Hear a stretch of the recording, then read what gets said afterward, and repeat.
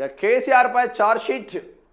Phone tapping కేసులో 2 వారాల్లో తుది నేరాభియోగాల దాఖలుకు సిట్ ఏర్పాట్లు. పక్కా ఆధారాలతో అభియోగాలు, సాక్షులుగా రివ్యూ కమిటీలోని అధికారులు. అప్రూవర్గా ఒక ఐఏఎస్ అధికారి, నిందితుల జాబితాలో ప్రభాకర్ రావు కొడుకు ఉండబోతుందంట. కేసీఆర్పై ఛార్జ్షీట్ వేస్తారనే ఏమేస్తారు చూద్దాం. కేసీఆర్పై ఛార్జ్షీట్.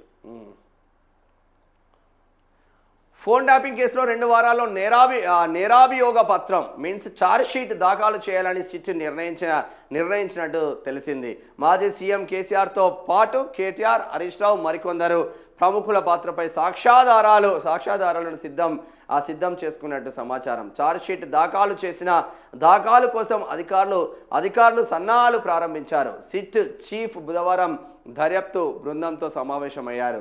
ట్యాపింగ్ వ్యవహారంలో కీలక పాత్ర వహించిన ఒకరిద్దరిని ఛార్జ్షీట్ వేసేలోపు అరెస్టు చేసే అవకాశాలు ఉన్నట్టు తెలిసింది. కొత్తగా మరో ఐదారుగురు పేర్లను నిందితుల జాబితాలో చేర్చనున్నట్టు సమాచారం. ఫోన్ ట్యాపింగ్ కేసును అధికారులు 2 కోణాల్లో విశ్లేషిస్తున్నారు. అధికార మార్గాల్లో జరిగిన అక్రమ ఫోన్ ట్యాపింగ్, మావోయిస్టుల పేరిట ఒకటిగా అనాధికారికంగా ప్రైవేటు వ్యక్తుల ఇళ్లలో, కార్యాలయాల్లో జరిగిన ట్యాపింగ్ వ్యవహారం మరొకటి. ఇందులో అధికారిక మార్గంలో జరిగిన అక్రమ ఫోన్ ట్యాపింగ్కు సంబంధించి అప్పటి ఎస్ఐబి చీఫ్ ప్రభాకర్ రావు, ఆయన బృందం నిఘా బెదిరింపులకు సంబంధించి అప్పటి టాస్క్ ఫోర్స్ చీఫ్ రాధాకిషన్ రావు పాత్రపై ఇప్పటి వరకు లభించిన ఆధారాలతో ఛార్జ్షీట్ దాఖలుకు సిట్ అధికారులు సన్నద్ధమైనట్లు తెలిసింది. ట్యాపింగ్ కోసం ఆదేశాలు ఇవ్వడం, రాజకీయంగా ఆర్థికంగా లబ్ధి పొందడం నేపథ్యంలో బీఆర్ఎస్ అధినేత మాజీ CM KCR, BRS working president KTR, నాటి మంత్రి హరీష్ రావు, మాజీ ఎంపీ సంతోష్ రావులతో పాటు మరో 2 ప్రముఖుల పాత్రపై పూర్తి సాక్ష్యాధారాలతో నేరాభియోగాలు నమోదు చేయనున్నట్లు సమాచారం. ఫోన్ ట్యాపింగ్కు అనుమతించిన రివ్యూ కమిటీలోని అధికారులను ఈ కేసులో సాక్షులుగా ఒక ఐఏఎస్ అధికారిని అప్రూవల్గా చూపించనున్నట్లు తెలిసింది. ట్యాపింగ్ సమాచారాన్ని అడ్డం పెట్టుకొని సదరు ఐఏఎస్ అధికారి ద్వారా భూములు గోల్మాల్ జరిగిన వ్యవహారంలో లబ్ధి పొందిన వారి ఆధారాలను సిట్ అధికారులు సేకరించినట్టు సమాచారం. ఇక ఈ కేసులో ఎస్ఐబి చీఫ్ ప్రభాకర్ రావు కుమారుడు నిశాంత్ రావును నిందితుల జాబితాలోకి చేర్చే అవకాశం ఉన్నట్లు తెలిసింది. కేసు నమోదై 2 ఏళ్లు అవుతున్న నేపథ్యంలో ఇప్పటి వరకు జరిగిన సిట్టు దర్యాప్తును సమీక్షించుకొని తదుపరి చర్యల కోసం ఒక వ్యూహాన్ని రూపొందించుకున్నట్లు సమాచారం అందుతుంది. నిజంగా కేసీఆర్ పైన ఛార్జ్షీట్ వేస్తారా? మొత్తం ఒకే కులపొలను పెట్టుకున్న కేసీఆర్, ప్రభాకర్ రావు పంట వండింది కదిగా, కిషన్ రావు అయింది కదా, ప్రణీత్ రావు డిఎస్పీ నుంచి ఎస్ఐగా డిమోట్ అయిపోయింది కదా.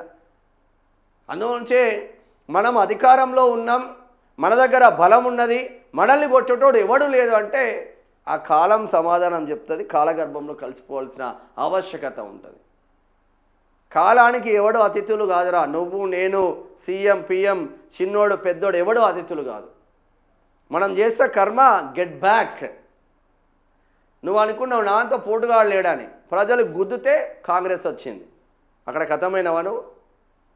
ఎవరిని పడితే బండి సంజయ్ పైన ఫోన్ ట్యాపింగ్ కేసు నీ మీద ఎవడు కొట్లాడితే వాళ్ళని ఫోన్ ట్యాపింగ్ కేసు ఫోన్లు ట్యాప్ చేయించిన ఈటల రాజేందర్, బండి సంజయ్, బడబడ నేతలందరూ. చివరికి ఏమైంది? కేసుల చుట్టూరు తిరుక్కొని ఆగమాగం అవుతున్నావు నువ్వు ఇప్పుడు. అందుంచే కాలం సమాధానం చెప్తుంది అంటారు, ఊరికనే కాదు. కేసీఆర్ పైన ఛార్జ్షీట్ వేయబోతున్నదా, ఏమవుతుందో చూడాలి మరి. ఇక రాష్ట్రంలో RR tax, Revanth Rahul tax వసూలు చేస్తున్న కాంగ్రెస్. కమిషన్ల ప్రభుత్వాన్ని కూకటి వేలతో పెకిలించాలి, ఓ వర్గానికి కొమ్ము కాసేలా కాంగ్రెస్ పరిపాలన. ఆలయాలపై దాడులను పట్టించుకోవడం లేదు, హిందూ పండుగలపై ఆంక్షలు ఆపకపోతే బీజేపీ కార్యకర్తలు తగిన సమాధానం చెప్తారు. అన్ని వర్గాలను మోసం చేసిన కాంగ్రెస్ సర్కార్ బడ్జెట్లో తెలంగాణకు ఎన్నడూ లేనన్ని నిధులు. మోదీకి ప్రపంచవ్యాప్తంగా పెరుగుతున్న ఆదరణ, ఆంక్షలు విధించిన అమెరికాయే తలవంచింది. పాలమూరు సభలో బీజేపీ అధ్యక్షుడు నితిన్ నబీన్, కేసీఆర్, రాహుల్ మధ్య ఒప్పందాలు అంటున్నారు కిషన్ రెడ్డి. చూడాలి మరిగా. బీజేపీకి మద్దతుగా పవన్ ప్రచారం. మున్సిపల్ ఎన్నికల్లో పార్టీ తరపున ప్రచారం చేయనున్న ఏపీ డిప్యూటీ సీఎం బీజేపీ రాష్ట్ర అధ్యక్షుడు రామచంద్రరావు.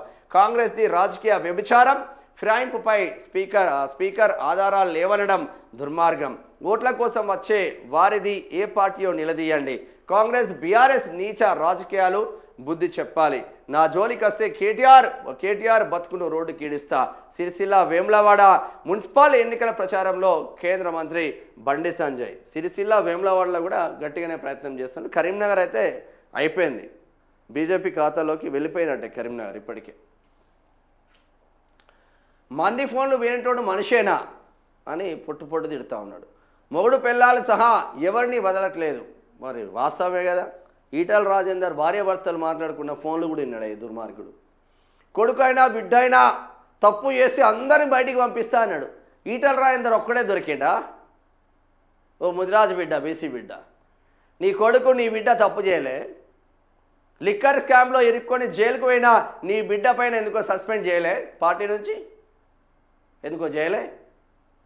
కేటీఆర్ నేరేళ్ళ దళితులను సంసారాలకు అక్కడికి రాకుండా కొట్టినప్పుడు ఎందుకో సస్పెండ్ చేయలే.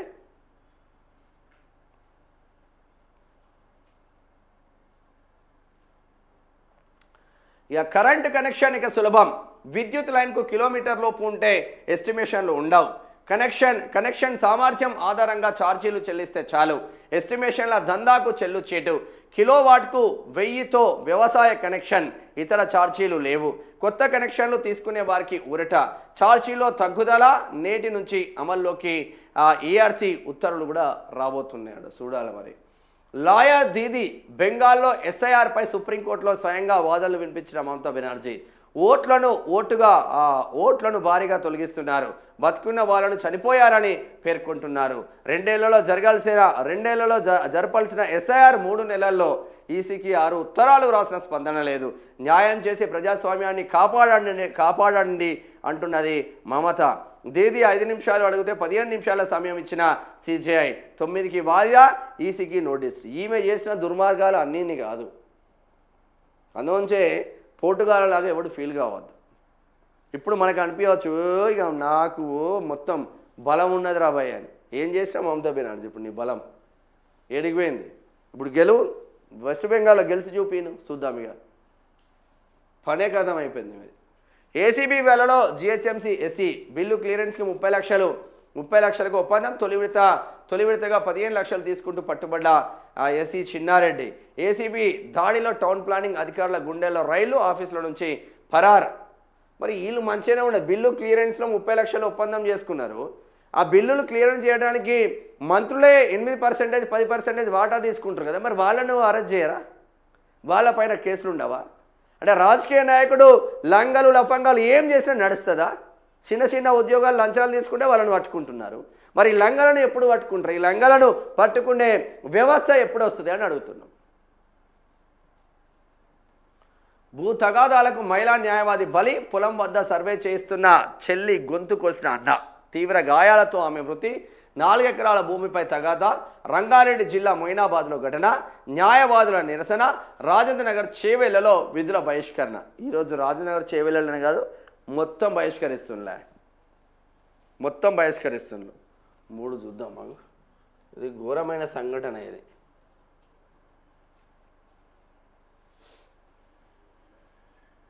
ఇదే భూ తగాదాలకు మహిళా న్యాయవాది బలి. పొలం వద్ద తల్లితో కలిసి సర్వే చేస్తున్న చెల్లి గొంతు కోసిన అన్న. తీవ్ర గాయాలతో ఆమె మృతి. రంగారెడ్డి జిల్లా మొయినాబాద్లో ఘటన. రాజేంద్రనగర్ చేవెళ్లలో విధులు బహిష్కరించిన లాయర్లు. రోడ్డుపై బైఠాయింపు. ఆ నిందితులను కఠినంగా శిక్షించాలని డిమాండ్.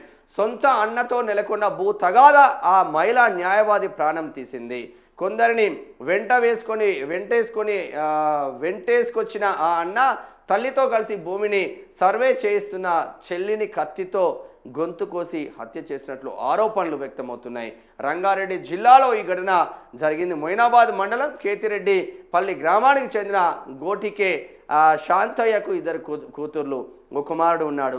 పెద్ద కూతురు కుమారుడికి పెళ్లిళ్ళు అయ్యాయి. చిన్న కూతురు స్వప్న 34 చేవేళ్ల కోర్టులో న్యాయవాదిగా ప్రాక్టీస్ చేస్తున్నది.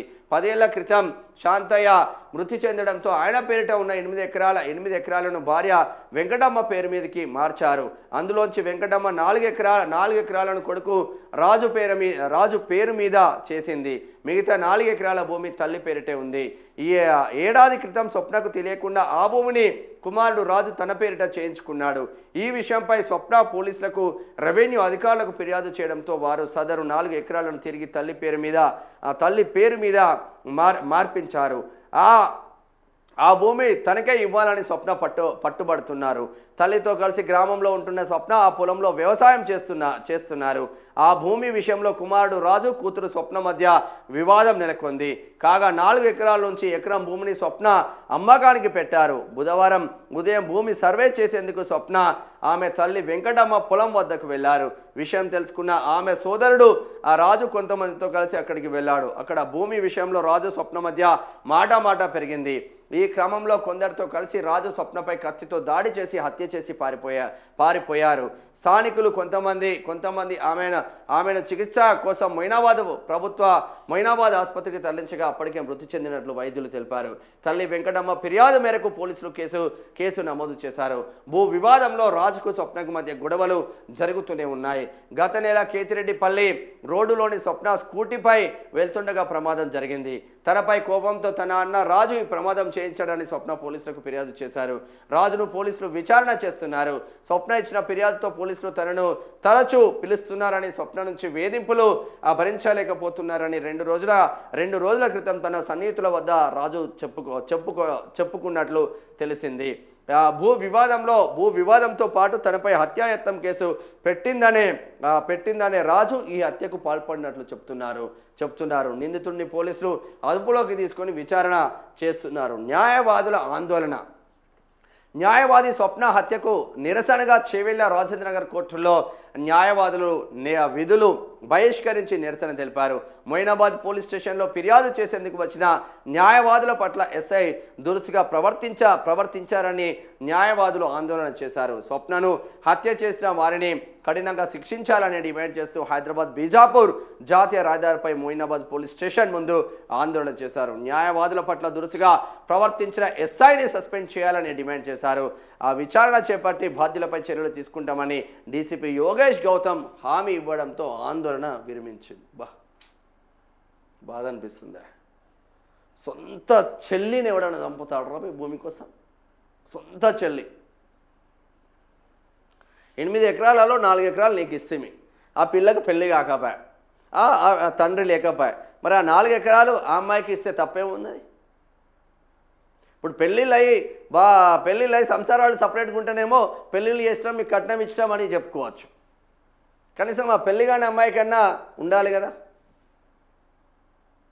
సో అంటే మానవ సంబంధాలు ఎటుపోతున్నాయి అంటే ఆర్థిక సంబంధాలు అయిపోయినాయి. మానవ సంబంధాలని మనీ సంబంధాలుగా మారిపోతున్నాయి. అన్న లేడు, చెల్లి లేదు, మన్ను లేదు, అందరూ అనట్లేదు, చాలామంది మంచోళ్ళు ఉన్నారు. ఇటువంటి దుర్మార్గులు చేయబట్టి, రాజు అటువంటి దుర్మార్గుడు చేయబట్టి సంబంధాలే ఖతమైపోతున్న పరిస్థితులు ఉన్నాయి. ఘోరం రా నాయన.